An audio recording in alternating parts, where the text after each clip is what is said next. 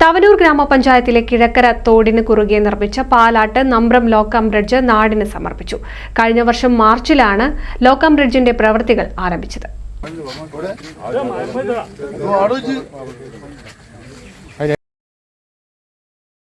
ജലസേചന വകുപ്പ് 46 ലക്ഷം രൂപ ചിലവിട്ട് തവനൂർ ഗ്രാമപഞ്ചായത്തിലെ കിഴക്കര തോടിന് കുറുകെ നിർമ്മിച്ച Palat Nambram locum bridge KT Jaleel MLA നാടിന് സമർപ്പിച്ചു.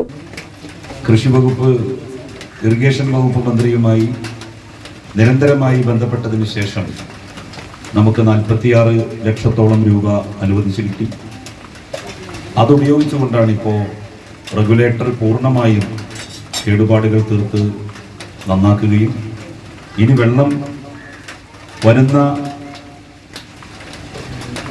മഴക്കാലത്ത് ഇവിടെ നിന്ന് അങ്ങോട്ട് കയറാത്ത വിധം റെഗുലേറ്റർ ഷട്ടറുകൾ അടച്ച് പ്രതിരോധിക്കാൻ വേണ്ടി നമുക്ക് സാധിക്കും.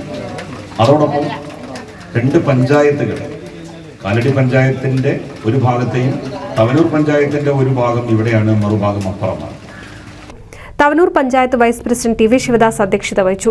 വർഷകാലത്ത് പുഴയിൽ നിന്നും വെള്ളം കിഴക്കേക്കര തോട്ടിലൂടെ പ്രദേശത്തേക്ക് എത്തുകയും മഴക്കാലത്തെ യാത്ര ദുരിതപൂർണമായതിനെ തുടർന്ന് മേഖലയിലുള്ളവരുടെ ദീർഘകാലമായുള്ള ആവശ്യമാണ് ഇതോടെ സഫലമായത്.